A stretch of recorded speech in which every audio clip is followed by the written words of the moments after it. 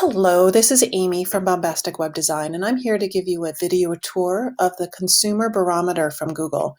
Google conducted surveys of consumers around the globe and put the information in this great interactive website so that people can take advantage of it. They organize the information in a few ways. They have a graph builder where you can really deep dive and answer some questions. They've done some data trending you can take advantage of. They've put together some audience stories, and they've also pulled out their favorite insights in this curated insights. But we're going to go in and explore the graph builder. And so this is a lot of information, and in order to filter through it and really get some benefit from it, we're going to come to the data with a question. We are a home appliance repair business, and we want to understand where to best focus our marketing dollars. Of course, we're a small business. We don't have an unlimited marketing budget, so we want to get the most out of it. We want to find where customers are so that they can hear about our great appliance repair services. So how this works with Google's Consumer Barometer, they have a series of very detailed questions that they've asked consumers across the world, and then they have filters where you can dive down into the information.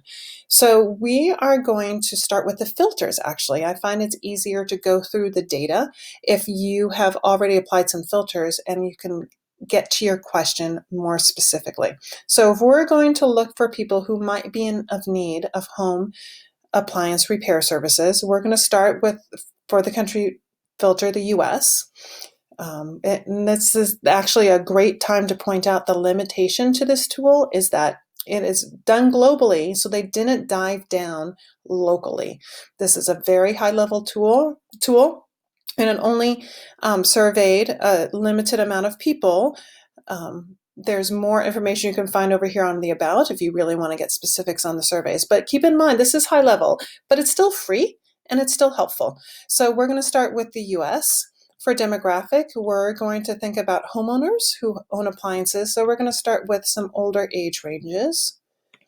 For back still in the demographics, we're not going to choose a gender.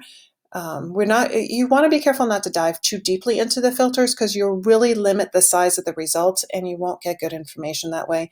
Income level, though, we will want to do medium and high level income, and parental status actually doesn't apply to the questions we're asking. So those are the filters right there that we want to apply. So the questions we want to answer, first of all, we want to learn how people in these filtered segments interact online so we can understand perhaps where to put some online advertising dollars, or if we want to get some content marketing out there, where we'll be able to find these consumers. And then we want to see how these consumers interact when they're shopping. We can get some pretty interesting information here. So first of all, I'm curious, for these people, what kind of devices they use.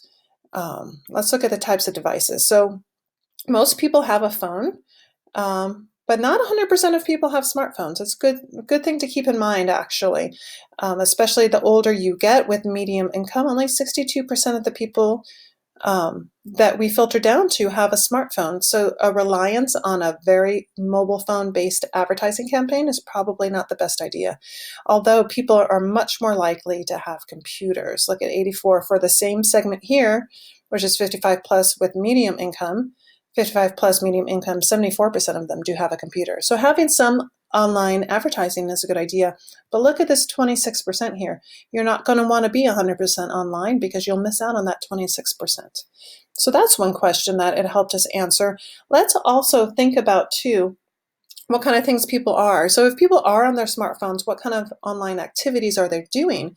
This might help us figure out where to place our ads. So people are on search engines, although I'd like to point this out. This low base indicator right here, not every bar has it, although this one does kind of talk about it a little bit. This one doesn't have it. That means when they added up the totals to answer this question for this age group and this income range, the number of people who answered about search engines has a low quantity. So this one, the base was even too small for them to give us data at all, but this sample size was getting kind of small. So that's a little indication to us to perhaps not put too much store into this data. That's just a little warning for you.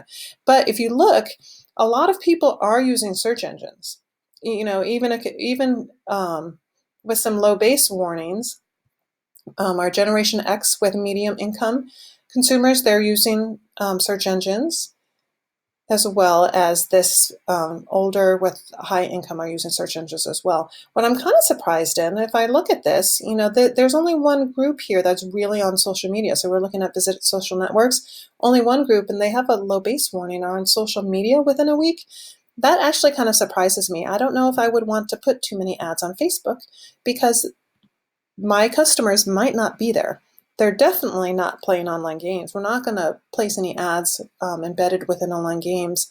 They are looking at videos though. So really, if you look at these video numbers compared to social media, it's second to social media, but videos are pretty important.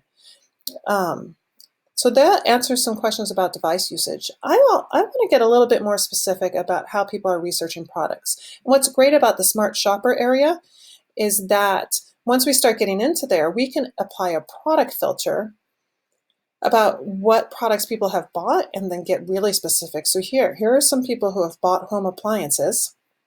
Go back to the questions. So if we want to see how did people first learn about the product they purchased, and we've applied home appliances, let's take out some of these other filters so we can get a little more specific. I'm really curious about people when they've researched home appliances before they purchased. 58% of them in medium income visited a website or app, but 37% of them went into a store. So again, this reiterates the fact I'm not going to want to rely solely on online marketing. I'm going to want to find some other avenues to reach the people who aren't online. Let's also look at how people are researching. So this is for when they were first aware, they first learned of the product, the home appliance they bought. This is where they were. But when they were researching what to buy, look at all these questions we can ask. So I'm curious, first of all, let's talk about how much time they spent. So they were researching right before they purchased for a home appliance. They also researched weeks before. So they were really doing a lot of research in this category.